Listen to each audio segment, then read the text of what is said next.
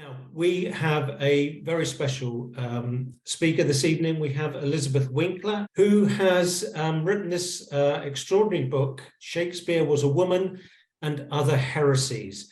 And Elizabeth is a very well-known American journalist, and many of you may know her from her previous work, and she may talk about that.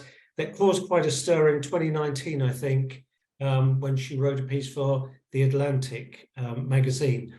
Now, Elizabeth is going to talk us through a bit about this book and the motivation for it, the drivers for it, and some of her experiences in writing it. So I think without further ado, we're going to go straight over to Elizabeth. Elizabeth, you are most welcome. Off you go. Tell us all about this amazing book. Well, thank you so much for that kind introduction. I hope I can live up to it. It's so lovely to see you all. I see lots of familiar faces, and thanks for your support and thanks for your interest in this topic. Yes, as Bill mentioned, you may remember my Atlantic article from a few years ago. I stumbled into the authorship question a little bit naively, thinking I could sort of lay out some of the arguments and people would listen and, you know, have a interesting discussion about it. And I was sort of taken aback by the blowback to the question. And that's really where the book comes from. Here it is. I wanted to understand why it was so explosive, why it became a moral taboo to question Shakespeare. After I wrote the article, there were various attack articles comparing me to Holocaust deniers and anti-vaxxers and really sort of bad actors. It was framing the authorship question, a literary historical question, as a moral problem. And I had a conversation with my editor at the time who was so shocked by this. And she said, I don't understand. Why is it so crazy? How did this happen? And I didn't feel like I could really fully answer her. I knew it had something to do with the place of Shakespeare in our culture. I had a sense that it had to do with the way in which Shakespeare functions as a secular god.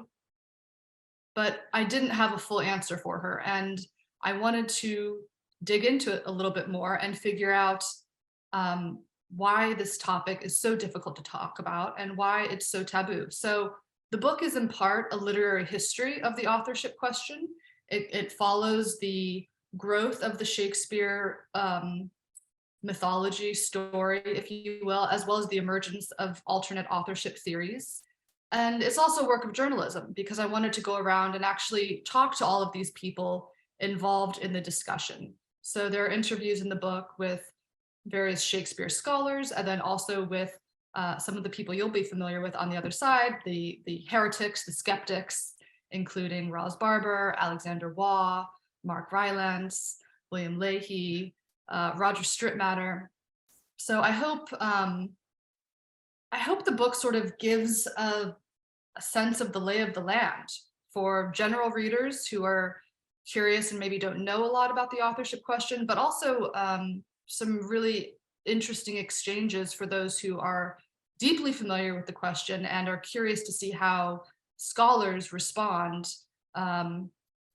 to, you know, some of the evidence and some of the challenges that skeptics put towards them. So I thought today I would share a little bit about those interviews I did with Shakespeare scholars, just to give you a sense of what those interactions were like. A little taste of the book. I'll start with Michael Whitmore at the Folger Shakespeare Library. I went to the library to read the correspondence of James Shapiro and the late Justice John Paul Stevens. And I also wanted to talk to Michael Whitmore because he occupies, you know, quite an interesting position, powerful position at this cultural institution. And he was very friendly and open-minded. He said, you can't have a collection like ours and say you know everything. It's just wrong, when I asked him about the authorship question. But he wasn't up at night worrying about it. I'm much more thinking about the humanities and what role we need to play in the world we live in today. I tend to follow the scholarly consensus, Whitmore told me. When it comes time to, I'm sure I'll know my cue. When it comes time to what? Was Whitmore anticipating a shift, waiting for the pendulum to swing? I pushed him, but he clammed up.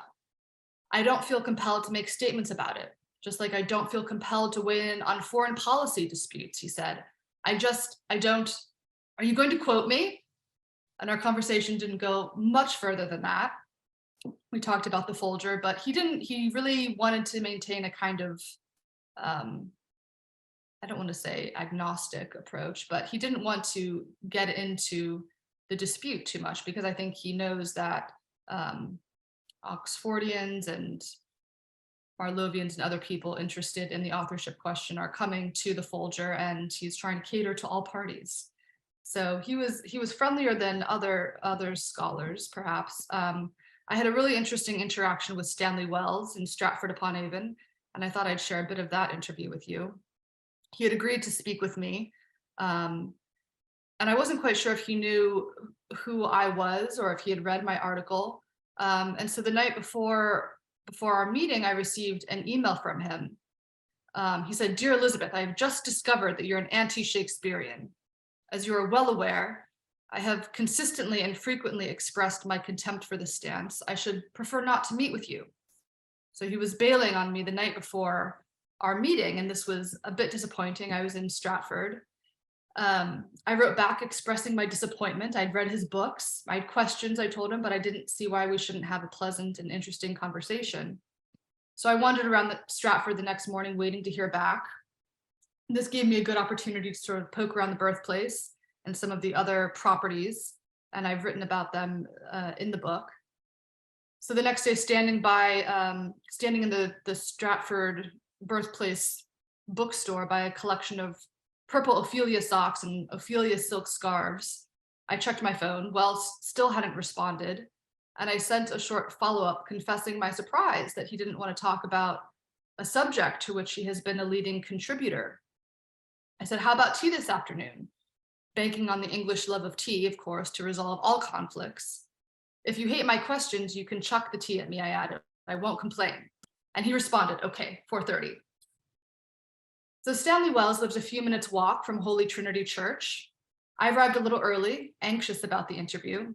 We were starting out on very tense footing.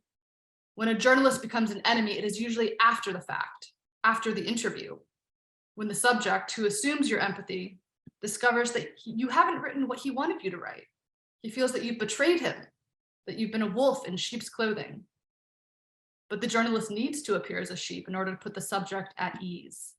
I wished for some sheep's clothing. I was knocking on Stanley Wells's door simply as an undisguised wolf.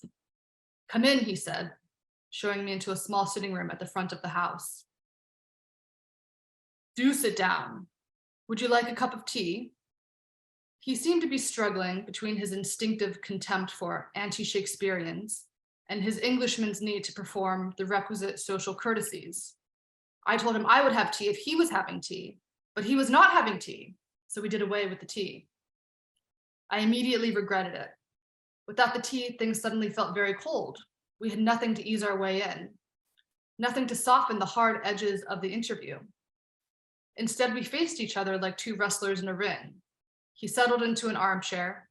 I perched on the edge of a sofa. Putting on a cheerful voice, I thanked him for seeing me. "Have you been round the sites?" he asked. I said I'd been to the birthplace, new place, and Holy Trinity Church, but had not yet made it to Anne Hathaway's cottage. Was it worth visiting? Well, it's very charming. Is it genuine? Oh, yes, he said. Yes, all the houses we show are genuine. I thought briefly of citing the evidence to the contrary, but I let it go. I was not interested in arguing with him about the houses.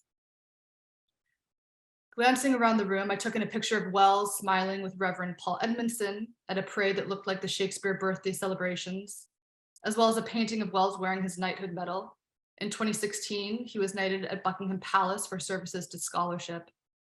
But our feeble show of small talk didn't last long. "So, what can I do for you?" he asked. In his sitting room, not drinking tea, we talked about the Renaissance allusions to Shakespeare, many of which Wells has described as cryptic. We talked about Johnson's tribute to Shakespeare in the first folio and what is meant by "Sweet Swan of Avon." We talked about the inscription on the Stratford Monument and what is going on there. We talked about the sonnets. It was about a 2-hour conversation. And I won't go into all the details of it with you now. It's a little bit too much to share here, but I hope you enjoy reading about that exchange. And I knew I had to bring it to a close because he started growing irritated with my questions after a while. So I'm going to skip to the end of it. He said, "I think you're making difficulties." "I'm just asking questions," I said. "Is it bad to ask questions? You once said that it's dangerous and immoral to question history." "Did I?"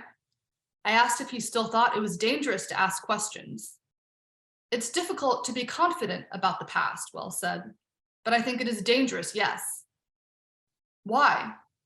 "Of course, it's quite proper to question history, in the sense that history is a construct," he said. "History can be theories about the past, and theories about the past, even if they seem historical, if they depend on interpretation, then they're not historical. Interpretation of the past is making a meaning, making a sense out of events, which may vary, I suppose. The interpretation may vary according to one's own subconscious desires and wishes. Wishes that the past was as you would wish it to be. Do you think that might apply to the traditional view of the authorship, that it's also a subjective interpretation?" I asked him. "There's a desire to see Shakespeare as a boy who came from humble beginnings and became this great playwright." "Well, yes, but then you could say some people have a subconscious desire to see him as an aristocrat," he retorted. "Then there are subconscious desires in everyone." "Yes, that is true," he conceded. And so I put to him, I said, "I wonder if there are so many questions about Shakespeare, so many bits of evidence that you yourself describe as cryptic, instead of saying we're absolutely certain, why not acknowledge we're not sure?" "Well, I think one can acknowledge gaps in a structure without denying the structure itself," he replied. "I feel that the trajectory of Shakespeare's life is not fully visible, is not fully charted, but I feel that the essentials of the trajectory, of the structure we have," he listed the records of the Stratford man's life, the name on the title pages, the allusions to Shakespeare, "that they amount to a structure which, although there are gaps in it, are strong enough, firm enough, and adequate enough for me to accept it totally as a structure, which, in spite of the gaps, nevertheless is strong enough to sustain the meaning we provide for it." So I left Stanley Wells's home mulling the meaning we provide for it. What a striking phrase. Some months later, I spoke with Stephen Greenblatt, America's preeminent Shakespearean, charismatic Harvard professor, and author of the best-selling biography, Will in the World: How Shakespeare Became Shakespeare. Greenblatt agreed to speak with me, but I could never quite pin him down for a while. He was in Greece and Italy for June and July, Vermont for August. When I was back in the United States that fall, he was on sabbatical in England. I thought I might catch him in Boston in the new year, but then he was in Vermont again, and then Italy once more for the remainder of his sabbatical. He was always unfailingly polite, but I couldn't quite shake the feeling that he was avoiding me. I almost flew to Rome, but that seemed a little bit stalkerish. He hadn't invited me, and he was being fuzzy about dates. So I suggested the only thing I thought he couldn't slip out of, a Zoom call. The certainty with which people kind of declare that this and that happened seems to me always to deserve a little bit of humility, Stephen Greenblatt told me over Zoom. I began by asking him about an article that appeared in Harvard Magazine in 2004, shortly after the publication of his Shakespeare biography. "I set out to solve a mystery," Greenblatt said, gesturing to the disconnect between the man's life and the works. "But the process of writing the book has made me respect that preposterous fantasy of an alternative author rather more than when I began, because I have now taken several years of hard work and 40 years of serious academic training to grapple with the difficulty of making the connections meaningful and compelling between the life of this writer and the works he produced. So I wanted to understand what impelled him to say that he found it difficult to make meaningful connections between the man and the works. We don't know that much about what our grandparents did. So when we go back a few generations, the amount of information we have is limited," he said. This observation was perfectly true and perfectly silly, as though Shakespeare, hailed as immortal in his own lifetime, could be compared to your average grandparent. When I asked him if it were possible to say, "I know Shakespeare wrote the works," or only possible to say, "I believe Shakespeare wrote the works," he didn't answer. It's an epistemological question, he said. It's a question about anything we know from the past. Later, he brushed aside the issue by suggesting he wasn't qualified to answer.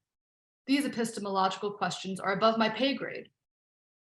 As we discussed the authorship question, his statements were by turns superficial and evasive. He was reasonably confident that Shakespeare wrote the plays attributed to him, though not every word, he admitted. We know that the theater is a medium in which there are many hands involved, he said. What did he think of the findings of the new Oxford Shakespeare?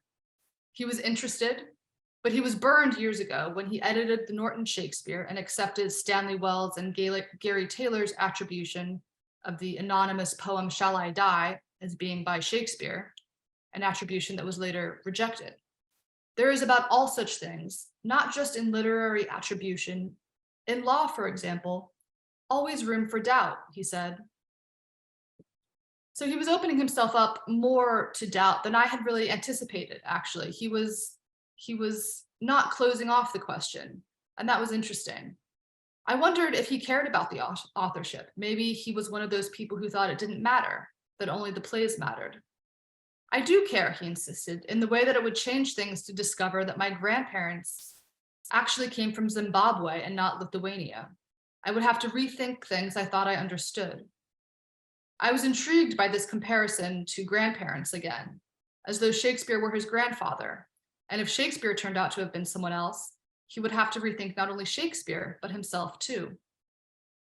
We talked about his Shakespeare biography, Will and the World, which had the unusual distinction of being both panned as biographical fiction and selected as a finalist for the Pulitzer Prize. The book had been an attempt to fill in the blanks with what you can't know, but you can try to speculate about, he said. The speculation by itself doesn't seem to me all that interesting. What you can make of the speculation. If something really interesting comes of the speculation, then it's worth thinking about. This is what I've come to feel about Mark Rylance or Derek Jacobi, he said, that if it's somehow liberating for them to take what I believe is not the case and run with it, if it gets them somewhere. Mark Rylance, he emphasized, is one of the best Shakespeare actors in the world. If he's a better actor for believing that the words he's speaking were not written by William Shakespeare of Stratford, what do I care? He started talking about parallels in the sciences, a controversial book by one of his colleagues in Harvard's physics department laying out a theory that our solar system has been visited by intelligent life. The book had received an unbelievable amount of blowback, Greenblatt said, but it was a fantastically interesting book about not ruling out things that seem very, very unlikely. Did he mean that alternative authorship theories shouldn't be ruled out? I tried to bring us back from aliens to Shakespeare. In Will and the World, I'd noticed that he was selective about which sonnets he included. He didn't discuss the sonnets that suggested the author intended his identity to be forgotten.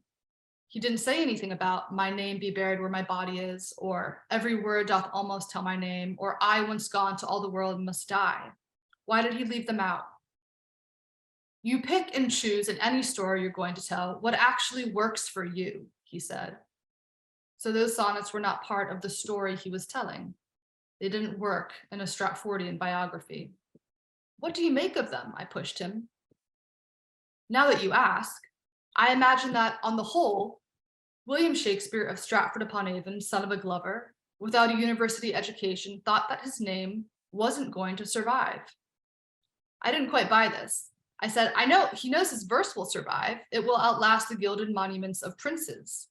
Sonnet 55. That's true, he said. Suddenly a phone rang. Greenblatt muted our call to take the incoming one. When he came back on, he said, that's my wife, and I'm going to have to get off. We'd only been speaking for about 20 minutes. I had many more questions. How did he think Shakespeare learned French and Italian?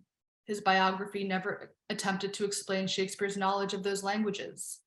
Where did he think Shakespeare acquired his legal expertise? What about Shakespeare's knowledge of Italian cities? Did he think it was all inaccurate? Or did he agree with the Italian scholars that it showed an intimate acquaintance with the country? Why did he find it striking that Shakespeare's women are often reading?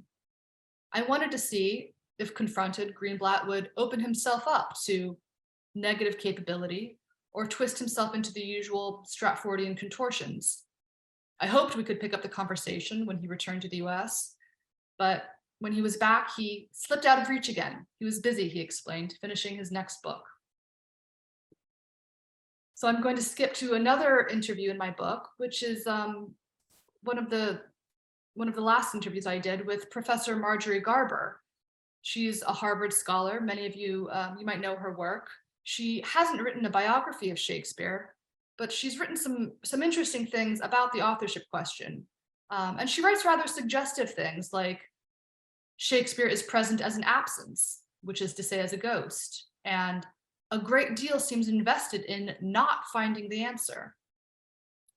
She's written some 20 books on Shakespeare, but unlike Stanley Wells, Stephen Greenblatt, James Shapiro, or Jonathan Bate, she's never written a Shakespeare biography. She dwells in analysis of the plays and of Shakespeare as a cultural phenomenon, reading through the lens of theory. Her writing is full of typically postmodern constructions like Shakespeare is a concept and a construct rather than an author. She nods to the repudiation of the fiction of historical accuracy or objectivity, the self-delusive and far from benign assumption that the past can be recaptured without contamination from the present. She likes undecidability, uncertainty, deconstruction. And I thought all of this might seem to align her, right, with anti-Stratfordian sensibilities. But of course, she hasn't repudiated the biographical Shakespeare. She hasn't really embraced him either. If the quadrumvirate of Wells, Greenblatt, Shapiro, Bate represent one aspect of Shakespeare scholarship, she represents the other, more modern approach, ignoring the author or treating him as a construct rather than a biographical person. So on a rainy Tuesday, I took the tube to Hampstead to talk to Marjorie Garber. She had retired from Harvard and settled in England. Her house was bright and modern with sleek geometric furniture, decorative objects positioned with an air of careful curation, black and white prints of Othello on the walls, identical, interesting looking vases on the bookshelves. The space was studied and spotless like a Soho art gallery. Towards the back, it opened into a glass enclosed sunroom facing the garden.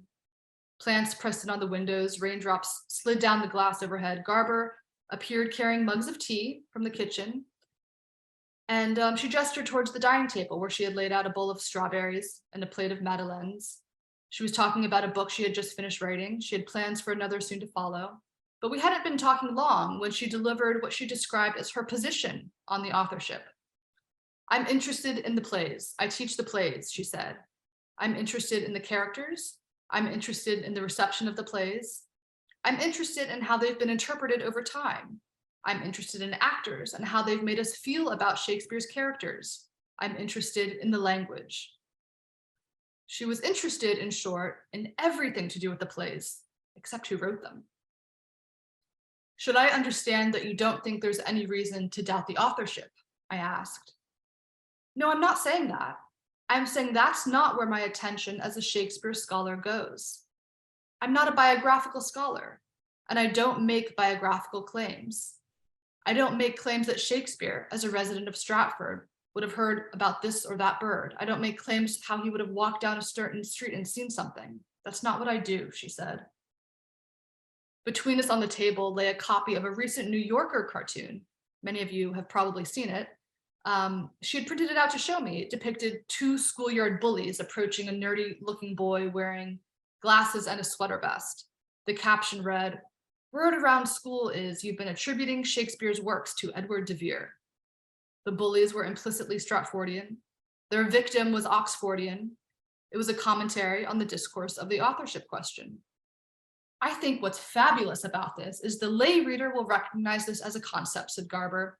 This is not a niche topic. Her posture towards the authorship question seemed to be one of detached amusement. She distanced herself from her colleagues. People invested in writing biographies about Shakespeare are invested in their subject and in their claims, she said. She dismissed the comparison to Holocaust denial as frankly irresponsible, a category mistake. As we discussed the passions on all sides of the authorship question, Garber wondered aloud, is it possible to be agnostic on this question? Are you agnostic? I asked. I wouldn't make any claims at all about it, she said. I wouldn't position myself with regard to this. As I say, I'm committed to the plays. You don't consider yourself a Stratfordian then? I'm a Shakespearean, she insisted. That's what I am. I'm interested in the plays. We went in circles like this for 4 hours. Every time I tried to pin her down on what she thought about the authorship of the plays to which she had devoted her career, she would say she wasn't interested. She was interested in the plays. She seemed to have staked out some territory beyond authorship, where she could talk about the plays without ever talking about the author. This position was entirely consistent with her postmodern approach to literature generally, the irrelevance of the author, the supremacy of the text. But as we went around and around, it began to feel slightly absurd. If it came out that the author was someone else, you wouldn't feel you have to rethink your interpretation of the plays in any way, I asked. I rethink my interpretation of the plays every day, she said. It wouldn't make you go back and look at them differently, knowing they came from a different person? I don't think of them as coming from a person, she said. I think of them as a text. Right, but the text doesn't just appear out of thin air, I pushed back. Sometimes it does, actually. She referenced anonymous text, like the Rosetta Stone and medieval morality plays. Texts that seem to appear out of thin air because their authors are unknown to us.